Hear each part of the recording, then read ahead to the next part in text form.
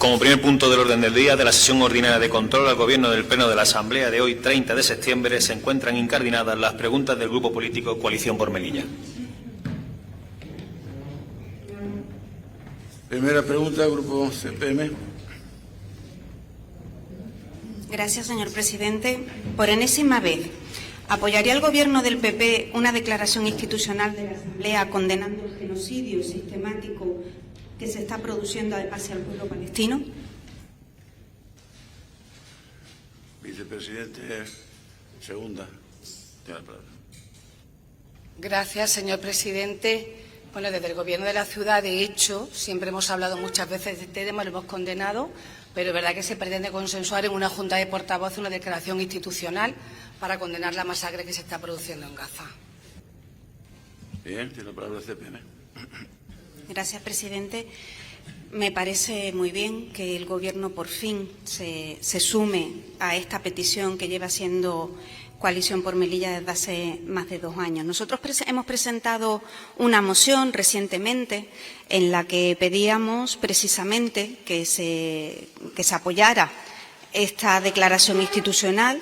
Esperamos y seguimos teniendo fe en la humanidad de todos los miembros de la Asamblea y esperemos que sea aprobada por los 25 miembros, en la que pedíamos que la Asamblea muestre su más rotunda condena al genocidio que se está perpetrando en Gaza y que se ha cobrado la vida de más de 60.000 personas según las cifras oficiales. 60.000 personas que se refiere única y exclusivamente a aquellas personas que han podido ser reconocidas, sin tener en cuenta todas las personas que están bajo los escombros, que según fuentes de organizaciones no gubernamentales, algunas incluso israelíes, hablan de más de 750.000 fallecidos. Mostrar el apoyo de nuestra ciudad a la Global Summum Flotilla, que traslada ayuda humanitaria a la población de Gaza, que sufre una hambruna sin precedentes, lo cual hace que esta declaración institucional se deba tratar con urgencia, incluso entre hoy y mañana, teniendo en cuenta que esta flota está llegando ya a la zona crítica y más peligrosa de su trayectoria. En tercer lugar, romper las posibles relaciones institucionales que la ciudad autónoma tenga con el Estado israelí o cualquier entidad que dé apoyo implícito o explícito al Gobierno israelí, bien por acción o por omisión.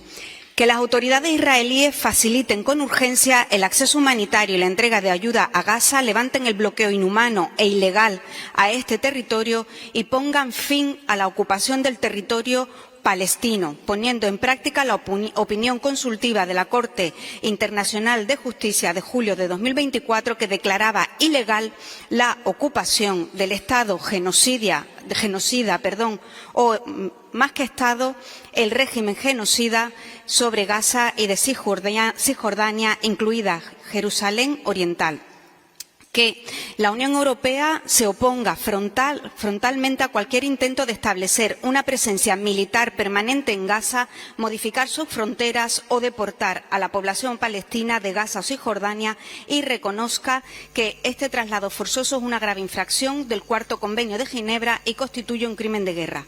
Que la máxima autoridad de la ciudad convoque una plataforma de la sociedad civil melillense para refrendar esta moción de condena contra el genocidio. Gracias. Lo he dejado acabar, ¿eh? Bueno, señora.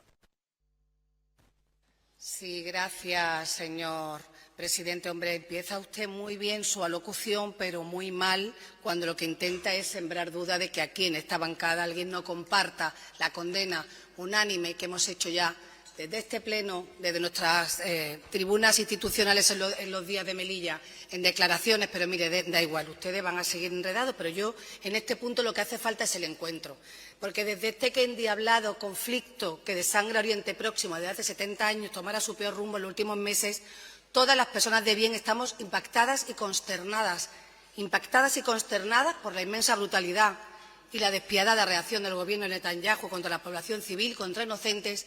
Lo hemos dicho, lo hemos repetido y lo hemos condenado, señor Al-Mansuri.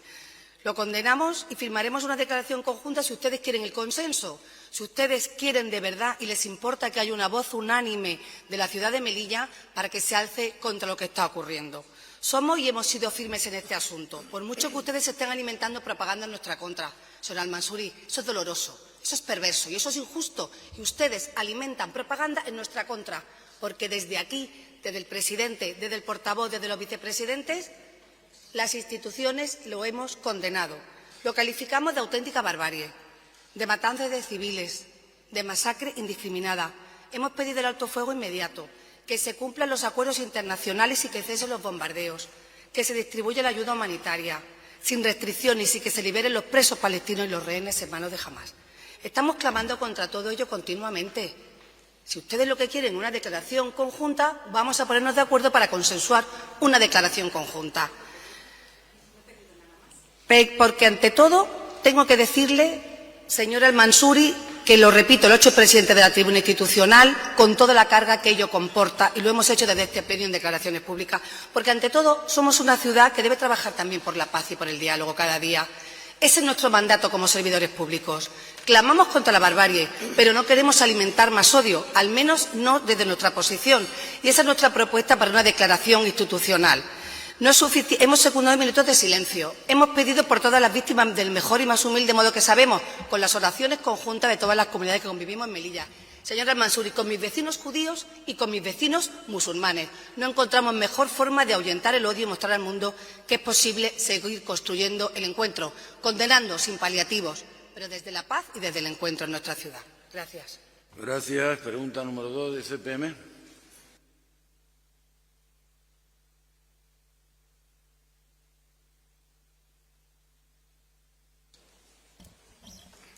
¿En qué fase se encuentra el proyecto de rehabilitación integral del Centro de Menores de la Purísima? Tiene la palabra el vicepresidente primero. Gracias, señor presidente. En virtud del artículo 231 de la Ley de Contratos del Sector Público, todo contrato de obras requiere previa elaboración, supervisión, aprobación y replanteo del correspondiente proyecto. Por ello, se tramitó un contrato de servicios para la redacción de dicho proyecto, posterior dirección facultativa de las obras. Dicho proyecto cuenta ya con el informe de supervisión favorable de la Oficina Competente del Área de Fomento. Previo trámite a la aprobación y replanteo, al ser bien de interés cultural, es necesario el dictamen favorable de la Comisión de Patrimonio Cultural de la ciudad. Por ello, se remitió a dicha comisión el proyecto en fecha 19 de septiembre de 2025. Superado este trámite, se procederá a la aprobación y replanteo del mismo y se iniciará el expediente de contratación de obra mayor por el procedimiento de urgencia. Muchas gracias. Gracias. Tiene la palabra CPM. Gracias, señor presidente. CPM pidió una comisión extraordinaria sobre el tema de Purísima ante la inquietud que había entre los trabajadores y preocupación por problemas diferentes de funcionamiento del centro, de otros problemas estructurales como los atoros de las duchas. En esa comisión la señora consejera nos dijo que en octubre empezaban las obras y que por lo tanto no se estaban haciendo otras reparaciones porque había una obra que empezaría en octubre que era una reforma integral del centro. También en esa comisión presentamos otra serie de cuestiones como por qué no se aplicaba el cuarto convenio del sector, por qué no se respetaban las tablas salariales, por qué no se había subido el IPC, por qué no se cubrían las vacaciones, y nos aseguraron que era por una serie de deficiencias que había en los pliegos y que se solventarían en breve con los nuevos pliegos que se iban a poner en marcha.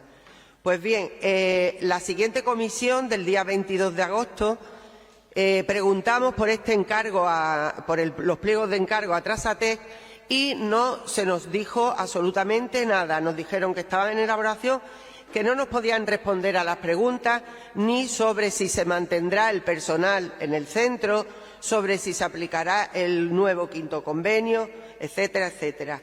Ahora mismo nosotros tenemos una enorme preocupación, máxime con la respuesta que acaba de dar el señor Marín, porque dice que pasa por Comisión de Patrimonio el día 19 de septiembre, con lo cual mucho nos tememos que en octubre no empiezan las obras.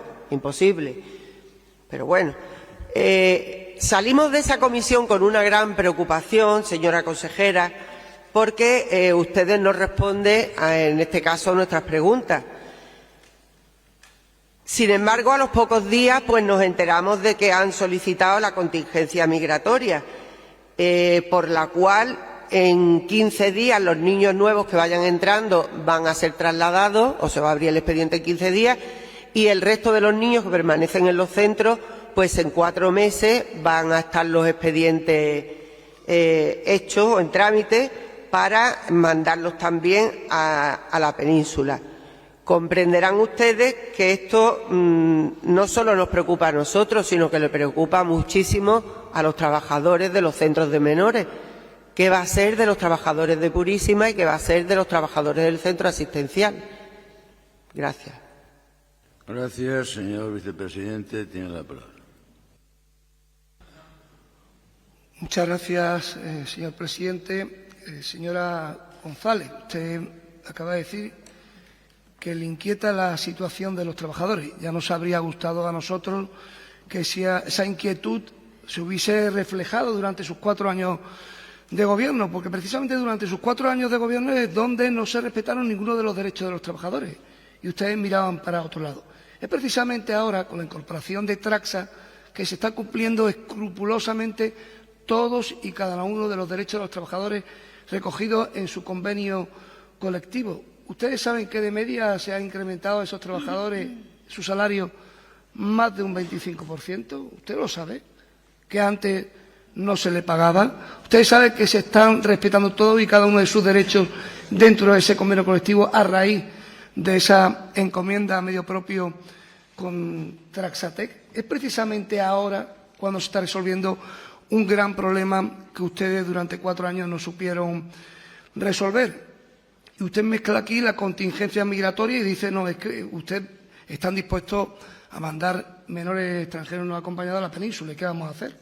Este gobierno es un gobierno serio y tenemos que cumplir la ley. Es un real decreto que tenemos que cumplir y esos menores, en función de lo que viene recogido en ese real decreto, pues tendrán que salir de Melilla, como también saldrán de Canarias o de Ceuta. Nosotros lamentamos que ese procedimiento se haya hecho de manera arbitraria y que hayan excluido, el Gobierno central haya excluido precisamente a las 2 comunidades autónomas de las más ricas de España, a País Vasco y a Cataluña. Y lo han hecho precisamente para que el señor Sánchez se mantenga en el sillón, algo realmente inadmisible. Y eso es lo que hay que defender y por lo que hay que protestar y lo que está haciendo el Gobierno de la ciudad. Y por los trabajadores no se preocupen. Gracias, señor vicepresidente. Pregunta número 3 de CPM. ¿Qué medidas adoptará el Gobierno para garantizar la continuidad en sus puestos de trabajo a quienes actualmente desarrollan su labor en el Centro de Menores de la Purísima? Consejera de Bienestar Social. Buenos días, gracias, presidente. Bueno, realmente seguiremos trabajando en la misma línea que hemos hecho hasta ahora, que es en proteger el interés del menor y el interés de los trabajadores, tal y como le comentamos en comisión. Gracias. Gracias, señora consejera de CPM, por favor. Esperaba menos. En virtud del Real Decreto 2 de 2025 se prevé la posibilidad de realizar una redistribución de menores no acompañados entre comunidades y ciudades autónomas en caso de declararse una situación de contingencia migratoria. Repito, la posibilidad, no es forzoso. Ustedes fue a aprobarse el Real Decreto por el que se aprueba la capacidad ordinaria del sistema de protección y tutela y, haciendo un guiño a Vox, inmediatamente solicitaron la declaración de contingencia migratoria, que el Ministerio declaró el 29 de agosto, para que todos los menores que llegan pues sean trasladados y los que hay aquí también sean trasladados. Señora consejera, si ustedes piensan en los menores y en los trabajadores, nosotros creemos que aquí realmente no han pensado en los trabajadores de Purísima ni en los del centro asistencial, puesto que ¿dónde está la contingencia migratoria? ¿Dónde están los centros al borde del colapso? Si ahora mismo hay menos menores que nunca. Si no llegan ni siquiera a cubrir la ratio que ustedes ponen en los convenios. El señor Imbroda declaró recientemente que se va a producir un efecto llamada. señor Imbroda, usted solicita la contingencia migratoria por la cual usted sabe que los menores van a ser trasladados y luego llora amargamente diciendo que se va a producir un efecto llamada. Es una contradicción bastante preocupante. ¿Por qué entonces declararon una falsa contingencia? Yo sé que el Real Decreto pone que la capacidad de Melilla son 28 menores, pero sabemos todos que eso no es real. Eso no es real. Recientemente el ministro de Política Territorial y Memoria Democrática, Ángel Víctor Torres, ha afeado al señor Imbroda y ha destacado el gesto del presidente ceutí, Juan Vivas, también del Partido Popular, quien ha mostrado disposición a participar en el reparto de menores impulsado por el Gobierno central, en contraste, dice, con el Ejecutivo melillense, que ha expresado su rechazo frontal a esta medida. Me gustaría que nos lo aclararan, porque esto es un sinsentido total. Y, por supuesto, que los derechos de los trabajadores, claro que nos preocupaban en la anterior legislatura, y por eso sacamos varias licitaciones pensando en que la esperanza de que la empresa cambiara, esa empresa que mantuvieron. Gracias. Su tiempo acabó, señora consejera.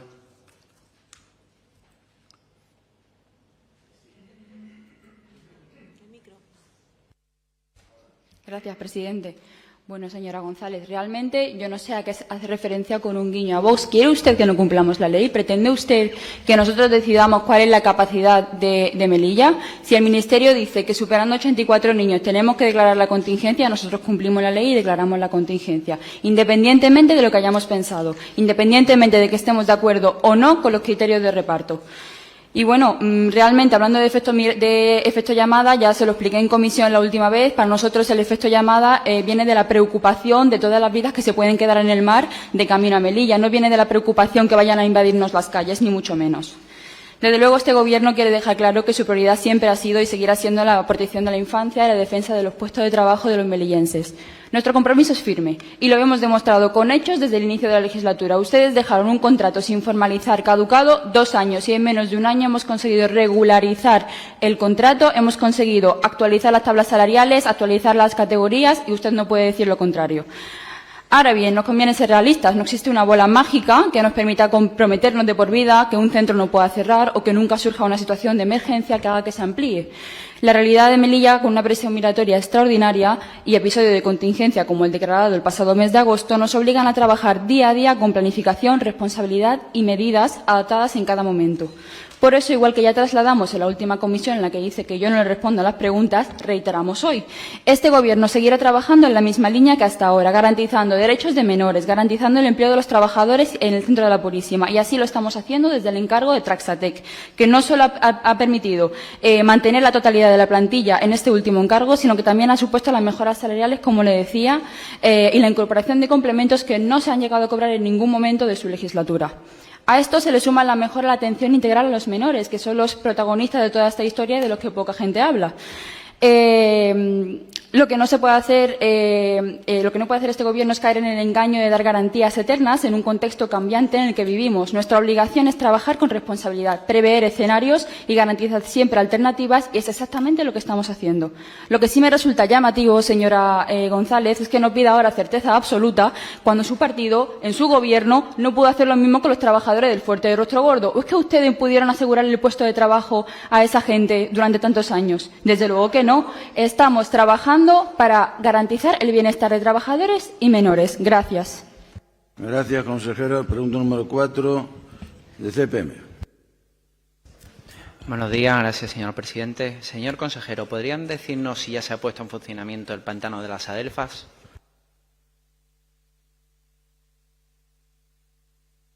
Tiene la palabra, consejero. Buenos días, gracias, presidente. Pues sí, en funcionamiento está. Gracias. Gracias. ¿Portavoz de CPM? No, señor consejero, no está en funcionamiento. Por eso le volvemos a repreguntar. ¿Cómo piensan llenar definitivamente el pantano? Diga usted la verdad, porque o tienen ustedes una varita mágica o realmente no le han trasladado cómo funciona realmente el pantano de las Adelfas. Porque quienes conocen un poco de qué va la cosa sabrán que para llenar las Adelfas existen variaciones.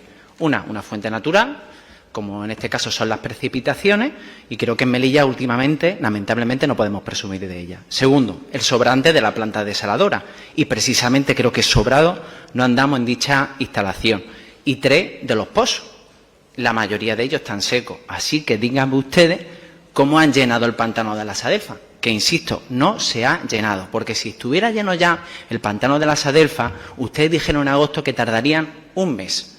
Y creo que ya vamos de camino de aproximadamente unos 60 días. Porque si el pantano estuviera lleno, estos días atrás, que se ha producido nuevamente un corte en el suministro del agua, pues no habría ningún problema al respecto. Pero nada, han vendido una puesta en escena, han tirado la puerta abajo de una instalación que depende ahora exclusivamente de la Confederación Hidrográfica del Guadalquivir para supuestamente llenar el pantano y mitigar las molestias, pero a día de hoy esa instalación no está en funcionamiento. Así que volvemos a repreguntarle, ¿cómo van a volver, o en este caso supuestamente, a poner en funcionamiento el pantano de la Sadelfa? Es que, señor consejero, es que usted ha tenido determinada osadía al decir públicamente que sí está en funcionamiento. No está en funcionamiento, porque el funcionamiento, o en este caso la alternativa a los constantes cortes de agua, se supone es que el pantano de la Sadelfa esté en pleno rendimiento, porque si el pantano de la Sadelfa estuviera funcionando, equivaldría aproximadamente entre 10 y 12 días de abastecimiento alternativo. Entonces, ¿cómo es posible, si anuncian desde su consejería que se ha cortado el agua y el pantano está funcionando, que los cortes se hayan producido? Por eso no sabemos realmente si ha sido una puesta en escena o simplemente una huida hacia adelante, porque la foto sigue siendo la misma, señor consejero. Corte de agua constante, pésima calidad, no hay una solución a corto plazo y, claro, la culpa es del resto, menos de los que actualmente deben asegurar el acceso a un bien de primera necesidad. Porque han asumido ustedes la gestión íntegra del ciclo completo del agua.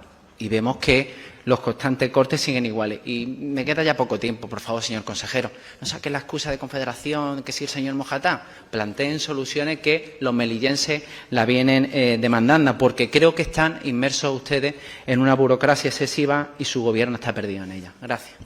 Gracias, señor consejero. Gracias, presidente. Señor Busián,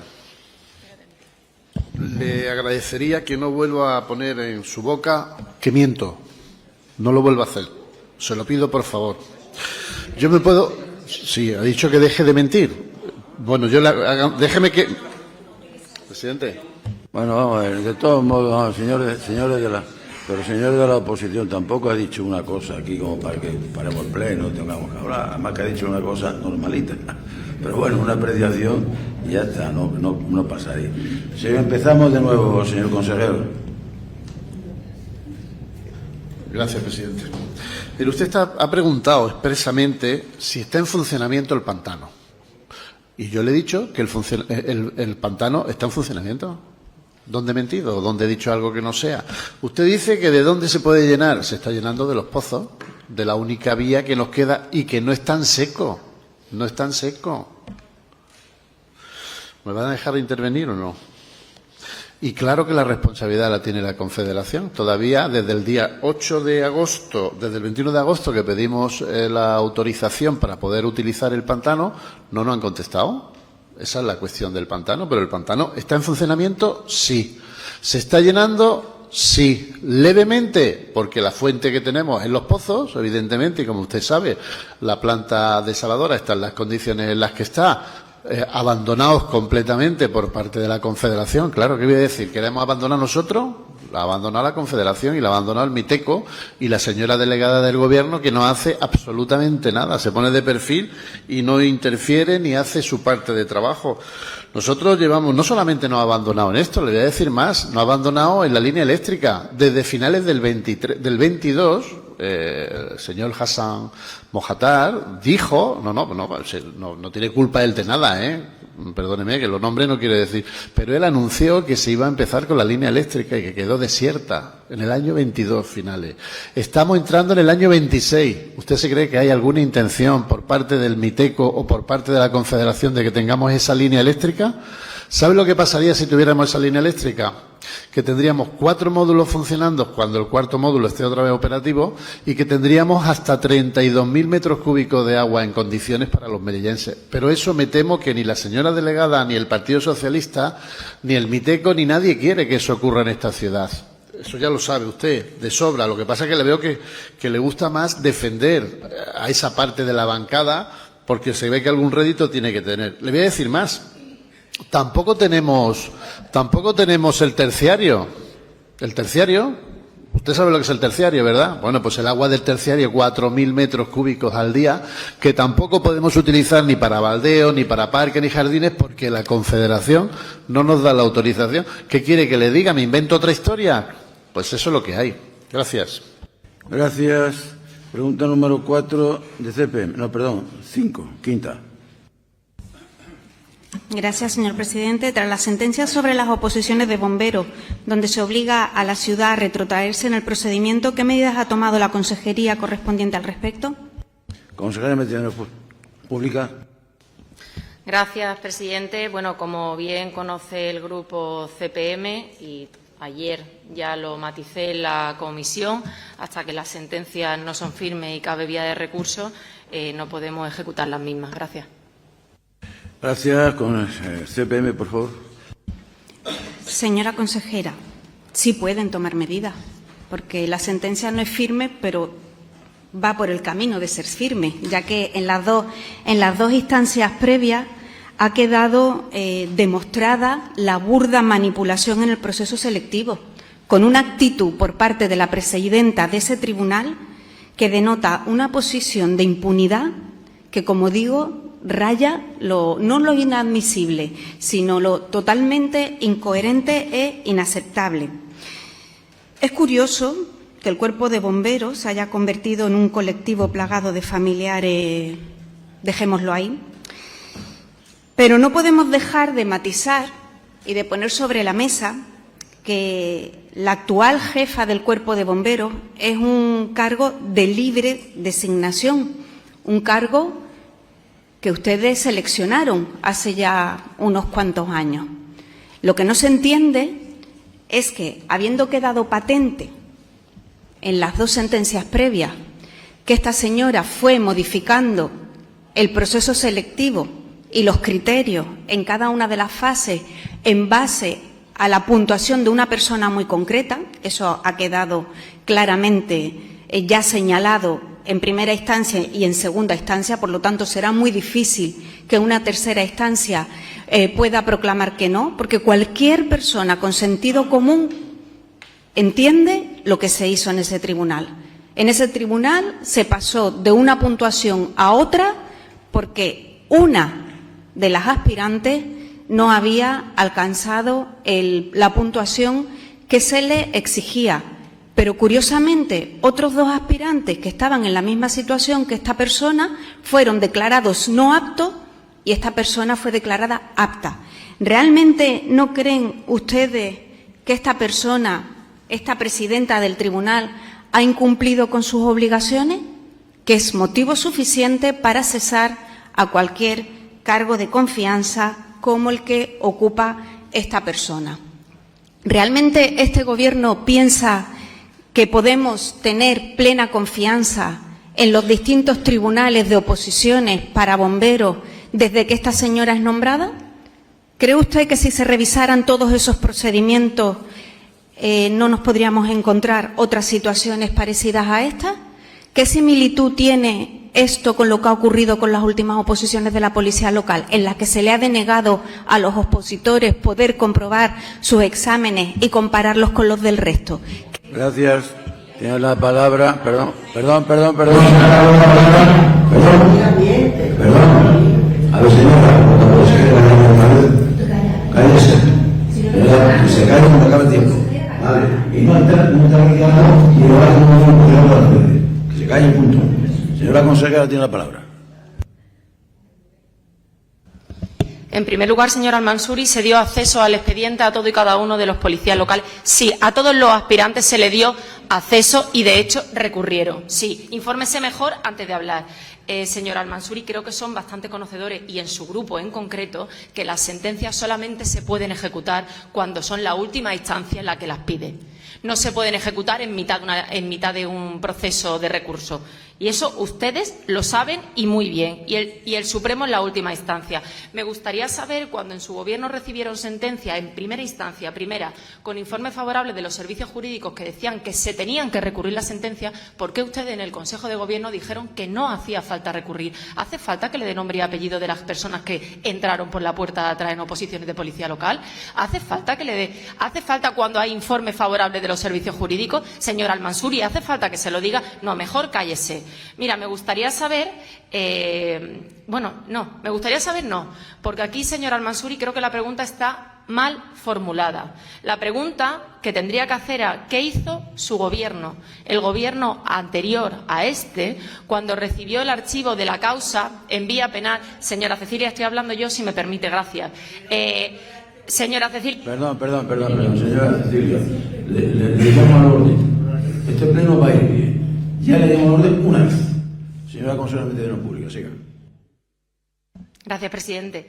La pregunta sería ¿qué hizo el Gobierno anterior cuando recibió el archivo de la causa penal en la que se habían advertido de determinada incidencia o determinadas irregularidades administrativas no constitutivas de delito? Por cierto, me gustaría saber qué hizo, aunque no fuese de su área competencial en el Gobierno, me gustaría saber qué hizo su Gobierno, porque la sentencia data del año 2020, no del año 2023, cuando nosotros estamos en el Gobierno. ¿Incoó su Gobierno algún expediente de responsabilidad?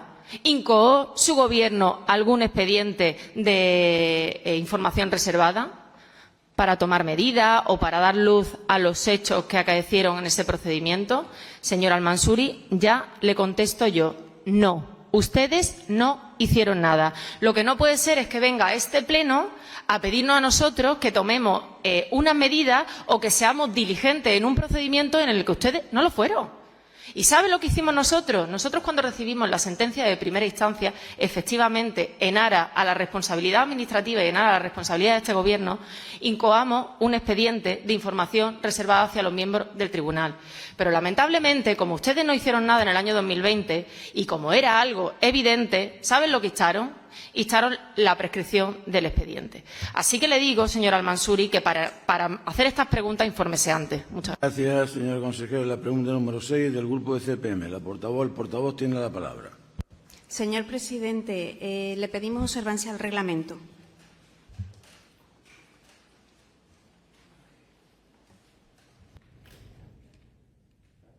Artículo 89. La señora consejera me ha hecho varias preguntas, ha hecho varias insinuaciones que son injuriosas y, de hecho, este mismo artículo 89 prohíbe las injurias y ofensas cuando una intervención sea considerada lesiva por su contenido. Señora portavoz, por favor, silencio, por favor, señora. Vamos con la pregunta. Tiene usted la pregunta número 7, pregunta de CPM. Venga. La número 6, ¿no? ¿Cómo se ejecutarán las ayudas para la compra de los uniformes de los centros escolares? Señor Miguel Ángel Fernández, consejero de Educación, tiene la palabra. Muchas gracias, señor presidente. Muy buenos días. Efectivamente, todos los centros de educación infantil, primaria y especial serán beneficiarios de estas ayudas, para las que destinaremos 270.000 euros. Se ha establecido un proceso claro y transparente que da autonomía a los centros para elegir sus prendas y definir los beneficiarios más idóneos. Gracias. Gracias. Tiene la palabra la portavoz de CPM. La pregunta, le he preguntado cómo se ejecutará. Consideramos positivo la puesta a disposición de uniformes escolares a los niños que lo necesitan, no una ronda para todo que invita el ayuntamiento. Pero tenemos serias dudas sobre cómo se articula este programa. ¿Es una subvención? ¿Es una ayuda? ¿Es una contratación? Si puede haber fraccionamiento de contrato, también lo ponemos en duda. ¿Quién lo va a publicitar? Hay una denuncia a Fiscalía por parte de un funcionario público, como ocurrió con el programa de reposición de libros de texto, que está actualmente judicializado, y en el que la subdirectora general de Centros de Inspección y de Programas dijo que se cambió el contenido y el procedimiento de ejecución de la convocatoria para evitar la participación de los directores en el proceso por las dudas que suscitara sobre si era un contrato por parte de los centros educativos o bien una propuesta de contratación. O sea que no queda absolutamente nada claro. Desde CPM nos preguntamos si es necesario exponer a los directores de los centros, si es necesario obligar a los maestros a decidir a qué niños sí y a qué niños no, aun a riesgo de equivocarse, porque los maestros podemos tener un cierto ojo clínico con nuestros alumnos, pero no tenemos la certeza absoluta porque no vivimos en sus casas, ni sabemos sus condiciones de vida, ni su situación económica. Nos preguntamos si es necesaria esta carga adicional de trabajo en los centros. ¿Realmente el programa no se le puede dotar de personal que lo administre y que lo gestione por parte de la Consejería? También nos preguntamos si estos plenos de control controlan a este Gobierno o al Gobierno anterior, porque siempre salimos con la sensación de que no nos han contestado a nada de lo que planteamos. Seguimos con el tema y decimos que si el máximo que puede darse a cada centro son 14.999 euros, ¿qué pasará? Porque ustedes contemplan la posibilidad de que se pueda añadir un poco más a aquellos centros que tengan más necesidades. ¿Qué pasará entonces? ¿Lo seguirán gestionando los directores? ¿Pasará a gestionarlo la Consejería? Este programa llega a destiempo. Llega a destiempo como el programa de reposición de libros de texto que en el curso anterior hizo tirar 175.000 euros a la basura. Llega a destiempo, llega con desconocimiento de las familias. Mañana es día 1 de octubre y los niños que realmente lo necesitan tienen que ir con su uniforme a los colegios o la familia. Gracias. Tiene la palabra el consejero de Educación. Muchas gracias, presidente. Mire, yo le voy a aclarar todas las dudas, pero lamento profundamente la demagogia de la falta de una ronda de uniforme para todos. Primero felicita por la medida y después cuestiona que realmente vaya a ser para los más necesitados. ¿Qué hicieron ustedes, señora Cecilia, por los más necesitados? Pero yo le voy a aclarar las dudas a usted y a todos los que me oyen. ¿Me permite? Le voy a aclarar las dudas. Mire, este programa de puesta a disposición de uniforme al alumnado está hecho para las familias con necesidades socioeconómicas débiles, difíciles, y complementa los programas de gratuidad de libros de texto y el programa de puesta a disposición de material escolar, que tiene la misma estructura. Tienen como destinatario alumnos de familias con necesidades que precisan ayuda para el coste de los estudios de sus hijos. Los centros actúan como entidades colaboradoras para las que las subvenciones lleguen al alumnado que realmente se necesita, porque son ellos los más idóneos para detectarlas. Se establece un máximo no ampliable, no sé dónde ha escuchado usted eso, no ampliable por cada centro de 14.999, porque es el máximo que marca las competencias de los equipos directivos, perfectamente legal. Ellos solicitan 3 ofertas, por supuesto, 3 como poco, y serán los que deciden si se adjudica, o sea, si se ajusta a sus necesidades, y son los que adjudican a la oferta más justa. Posteriormente, la ciudad, como es normal, abona a las empresas por endoso. Este proceso es totalmente transparente, adecuado y se ajusta a la legalidad. Son los equipos directivos, con acuerdos refrendados en Consejo Escolar del Centro, los que establecen los criterios para otorgar a un alumno u otro y qué documentación tienen que precisarle para que pueda ser totalmente objetivo esa distribución. Cada centro establece qué prendas son, no piden todos lo mismo. No podemos no hay posible fraccionamiento. Tendría que ser igual con la limpieza. Tendríamos que hacer un único contrato de limpieza para todos los colegios. No es viable. No son unidades funcionales. Cada uno tiene unas necesidades. Tenemos que intentar atender a cada uno de los centros. Estas bases son como las de programa, como digo, de puesta a disposición de material escolar, y fue aprobada por Consejo de Gobierno y tiene todos los parabienes de fiscalidad y legalidad. Como le digo, señora Cecilia, hubiese estado bien que hubiesen hecho algo en este sentido. Gracias. Tiene la palabra el portavoz de CPM. Pregunta número 7. Gracias, señor presidente. Vamos con la parte lúdica. ¿Estaría el Gobierno dispuesto a abrir un diálogo sobre las posibles mejoras del actual modelo de feria, del actual modelo de festividades? Señora consejera de Cultura, vicepresidenta segunda. Gracias, presidente. Bueno, pues nosotros siempre estamos abiertos a cualquier tipo de consenso o planteamiento que ustedes nos quieran hacer. Cuando acabamos la feria, lo dijimos algunos de nuestros representantes, el propio presidente, ¿se puede hablar? No sé cuál es el modelo que ustedes proponen. Gracias. Portavoz CPM. Sí, la intención de esta pregunta está simplemente en tratar de buscar soluciones, no en reclamar deficiencias, tampoco en crear polémica, ni mucho menos, ¿no? Nos interesa principalmente saber si estarían dispuestos a abrir ese camino, ¿no?, para mejorar allí donde creo que hemos tocado techo, ¿no? Nuestras celebraciones en general, no solo la feria, creo que bien merecerían una revisión amplia de su modelo, algo que nos permitiese darle mayor proyección, ¿no? Algo que evidentemente no puede ser improvisado y que, por tanto, necesitaría de su tiempo.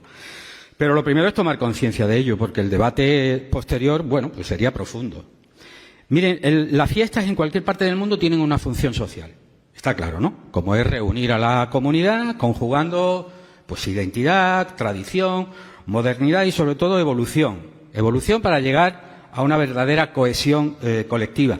Y en este terreno hay mucho que avanzar, porque, a mi juicio, no hemos construido un relato actualizado de convivencia multicultural que refleje ni la pluralidad ni la sociedad melillense del siglo XXI, ¿no?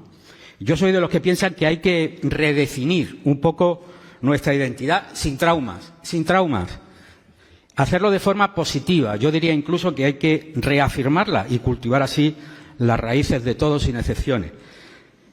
Porque para llevar a cabo una celebración de verdad hay que entender nuestra historia, hay que entender la carga simbólica que tiene, evidentemente, y donde nos encontramos con legados del siglo XV, como tenemos, ¿no?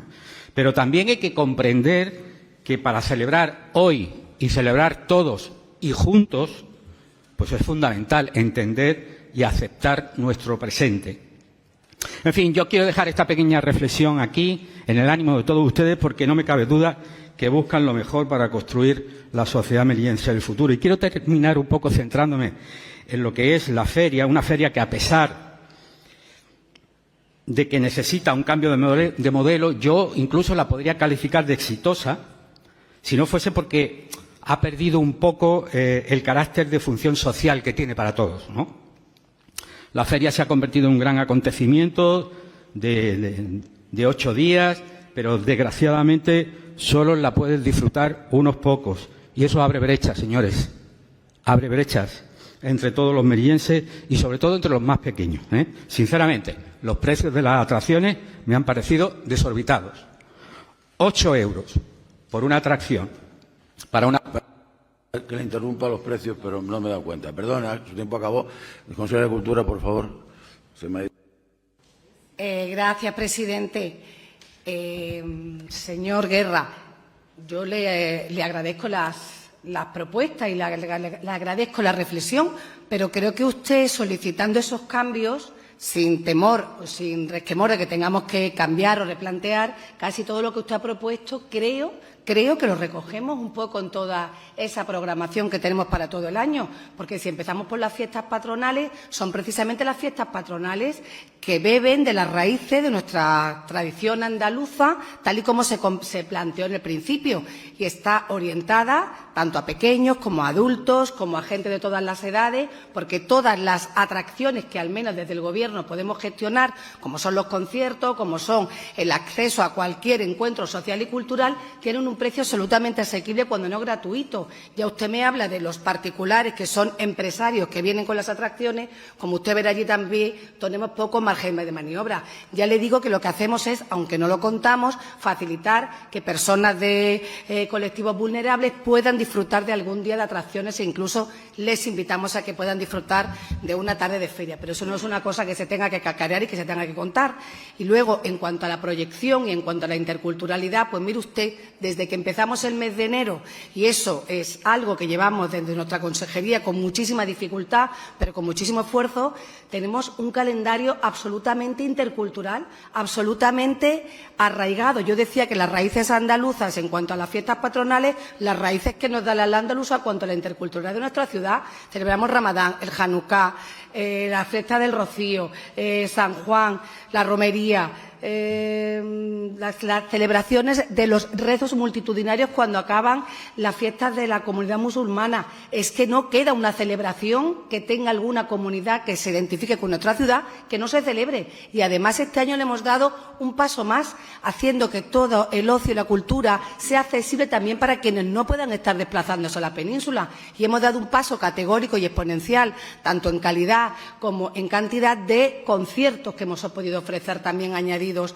a lo largo de todo el verano. Pero es que damos cabida a todas las agrupaciones culturales, el tejido productivo musical, de teatro, de empresas de industria cultural, tienen una baza muy importante en nuestra ciudad para poder mantener vivas sus pequeñas y medianas empresas.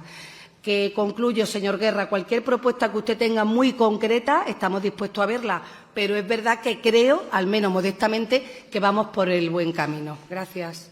Gracias. Pregunta número 8 del CPM. Sí, ¿podrían informar a este grupo en qué situación se encuentran las iniciativas tendentes a impulsar el reconocimiento de Melilla como ciudad ultraperiférica de la Unión Europea? Bien, tiene la palabra la consejera de Administraciones Públicas. Sí, señor Guerra. La ciudad ha venido desarrollando distintas líneas de trabajo con el objetivo de que Melilla tenga un reconocimiento especial en Europa en condiciones equiparables a las regiones ultraperiféricas. Y, bueno, dichas líneas se han materializado en 3 grandes ámbitos de trabajo: ante la institución europea, ante el Gobierno de España y ante el Parlamento Nacional. Gracias. Gracias, portavoz CPM. Sí, bueno, esto es un tema ya recurrente, ¿no? Porque han sido varias las iniciativas de este grupo, tanto en forma de pregunta como en forma de interpelación. Ya nos dejó el Gobierno claro en junio que no contemplaban la posibilidad de proponer algo que nosotros habíamos hecho, solicitar una zona económica especial, argumento que además viene avalado por diversas organizaciones, por técnicos, por empresarios, por fiscalistas y que incluso así se recomienda en nuestro plan estratégico. A principios de mes, otra organización se vino a sumar a esta solicitud, el Círculo de Empresarios del Sur, que es una asociación que agrupa a más de 350 empresarios de más de 200 empresas españolas, y se ofrecieron en Ceuta, reunidos con el presidente Vivas, para dar un respaldo y exigir ante Europa que Ceuta fuera reconocida como zona económica. Señor, perdone que le interrumpa. Es que estoy leyendo su pregunta. Y su pregunta, aparte que nosotros, ustedes se vayan con las preguntas, van y vienen, no me meto en ello, ha sido bastante laxo. Pero usted está preguntando que qué se ha hecho para reconocer a Melilla como ciudad ultraperiférica de la UE. No que qué han hecho ustedes con nuestras propuestas que queremos hacer de zona especial económica. Así que, por favor, le va a contestar sobre las regiones ultraperiféricas de la UE. Así que si usted no tiene bien, haga usted otra pregunta otro día de esa zona económica que usted hablaba antes. Por favor, le he interrumpido. Gracias. No, señor presidente, yo creo que usted no ha acabado de leer mi intervención. O sea, y en mi intervención lo hago. O sea, quizás se ha precipitado usted al cortarme, ¿verdad? ¿Por qué? Porque entendemos que el camino burocráticamente más complejo es el que ustedes han elegido, ¿no? Como es ese estatus, que es más difícil de reconocer y que es más difícil de tramitar y, por supuesto, más largo en el tiempo. Algo que en Melilla no nos podemos permitir, ni muchísimo menos. Cuando tanto la zona económica especial como la región ultraperiférica pueden ser instrumentos complementarios. Incluso la zona económica especial tiene más fácil acceso, considerándolo como ventaja. De ahí nuestra inquietud, señor presidente, y de ahí que preguntemos cómo va el proceso, claro, porque entendemos que estamos ante un asunto de calado estratégico y salvo que nos demuestren ustedes, por eso preguntamos, con hechos, que no están tomando un camino equivocado, pues nuestra obligación es seguir insistiendo, señor presidente. Nos hablaron ustedes de colaboración, de elaboración de informes y de buscar el respaldo de eurodiputados. Pero bien saben que el apoyo del Estado es clave en esto, lo saben perfectamente. Así que todo parece supeditado a un hipotético cambio del Gobierno estatal que genere condiciones más favorables, ¿no?, según ustedes. Lo cual, a mi juicio, sería un cálculo político un tanto irresponsable y, por supuesto, ajeno a las urgencias que tiene esta ciudad en mejorar su economía. Gracias. Gracias. Tiene la palabra la consejera de Administraciones Públicas.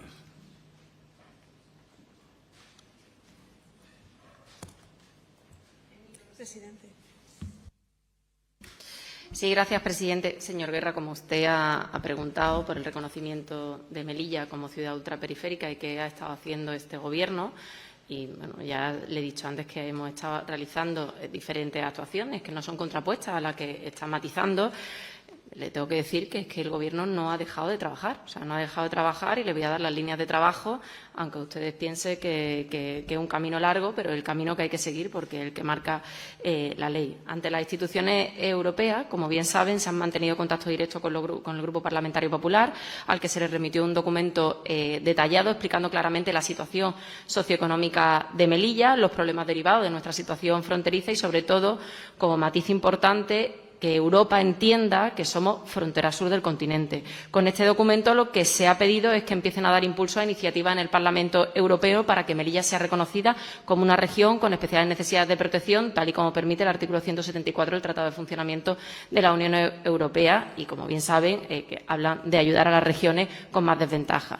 Ante el Gobierno de España, ya el presidente de la ciudad lo matizó, lo hizo público, remitió una carta al presidente del Gobierno solicitando que se adoptaran medidas en la misma línea en defensa de los beneficios análogos a las regiones ultraperiféricas. En esa comunicación también se pidió la apertura de conversaciones con la Comisión Europea para integrar a Melilla en la zona aduanera europea, pero manteniendo nuestro régimen especial y asegurando la participación de Melilla en el Comité de las Regiones. En el ámbito parlamentario nacional se ha impulsado la elaboración de una proposición no de ley, actualmente pendiente de tramitación, que ya nos tiene acostumbrados por ello a paralizar, pero bueno, para que el Congreso de los Diputados inste al Gobierno de España a defender las instituciones europeas, que Ceuta y Melilla tengan el mismo trato que las regiones ultraperiféricas, que remita a la Comisión Europea una propuesta formal para instar esta equiparación y que creen grupos de trabajo específicos entre el Estado y las ciudades autónomas con vista a la negociación de los próximos presupuestos europeos, de forma que se tengan en cuenta nuestras necesidades desde el primer momento. Y en cuanto a avances importantes que se han ido realizando, en el mes de mayo se recibió visita de un grupo de parlamentarios del Partido Popular Europeo, quienes pudieron conocer de primera mano los problemas a los que hacer frente, cierre de fronteras, situación socioeconómica, presión migratoria. También se celebraron diferentes reuniones de trabajo muy productivas y se manifestó que la organización podía desplazarse al Parlamento Europeo con el fin de exponer directamente esta situación. Gracias, señora. Su tiempo acabó. Pregunta número 9 del Grupo CPM. Gracias, señor presidente. ¿Podrían informarnos sobre la situación laboral de los trabajadores de la residencia de estudiantes y deportistas tras el inicio de las obras de rehabilitación? Tiene la palabra el consejero de Educación. Gracias, presidente. Buenos días. Efectivamente, las obras de rehabilitación de la residencia de estudiantes ya se están desarrollando con total normalidad y los trabajadores están acogidos a un expediente de regulación de empleo. Gracias. Tiene la palabra el portavoz del CPM. Gracias, señor presidente. Mira, señor consejero, y sin acritud, la gestión del contrato y servicio de explotación de la residencia de estudiantes y deportistas es el fiel reflejo del caos y de la indefinición de su consejería. ¿Por qué? Porque usted ha estado ofreciendo a la oposición, a la opinión pública, a los afectados y a los usuarios principalmente, todo tipo de versiones y de información sin concretar. Le voy a poner un ejemplo muy simple y además está en la hemeroteca. Estos son recortes de prensa del año 2023, 24 y 25. El consejero de Educación afirma que los empleos de la residencia de estudiantes no corren peligro. Punto número 2. No se va a cerrar la residencia de estudiantes y deportistas. La obra comenzará el verano del 2024. Punto número 3. Las obras de la residencia de estudiantes finalizarán en febrero. Y punto número 4. No se vulnerarán los derechos de los trabajadores durante la reforma de la residencia de estudiantes. Señor consejero, esto lo ha dicho usted ante la opinión pública. ¿Y cuál es la realidad actual? Dígalo usted, por favor, reconócelo. Porque, entre otras cosas, 1. Los trabajadores están en la calle. Es más, con ese ERTE están perdiendo hasta 900 euros al mes. 2. ¿Cuándo se inician las obras? ¿En 2024 o en julio de este año? Y 3, la residencia está cerrada. Antes la señora consejera ha dicho que mentíamos. Yo no le voy a decir que usted miente, pero falta la verdad. Falta la verdad. Y falta verdad porque, sobre todo, se ha olvidado de los trabajadores. Ya no hablamos de los usuarios y estudiantes.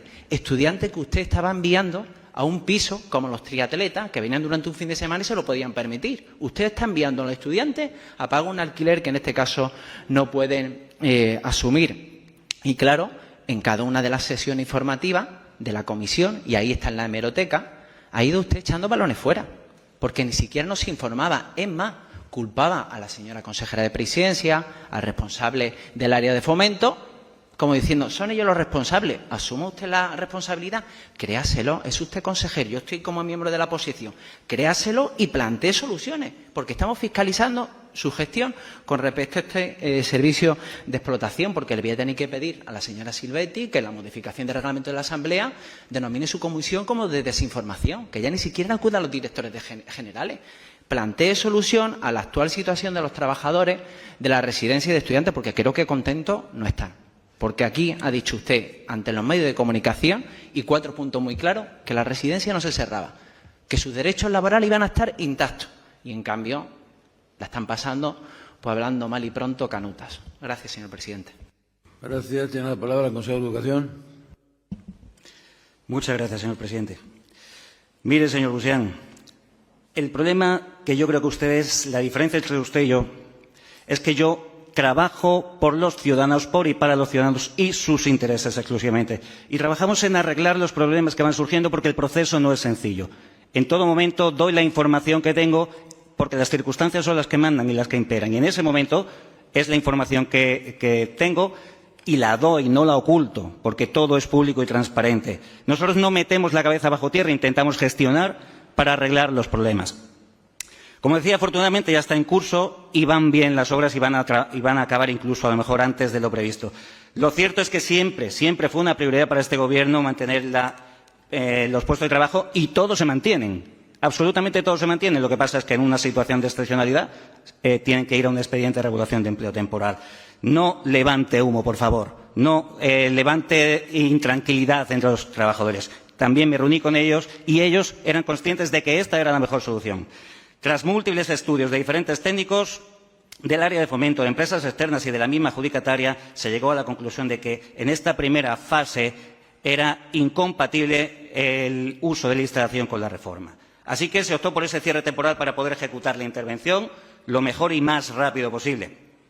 En este escenario, los trabajadores, por supuesto, mantienen sus puestos de trabajo, pero como es normal, han tenido que sufrir un expediente de regulación de empleo. De los 26 trabajadores, 4 se encuentran de baja y el resto están acogidos a ese expediente, aunque hay 2 que están de manera parcial porque están haciendo media jornada como gerente y administrativo.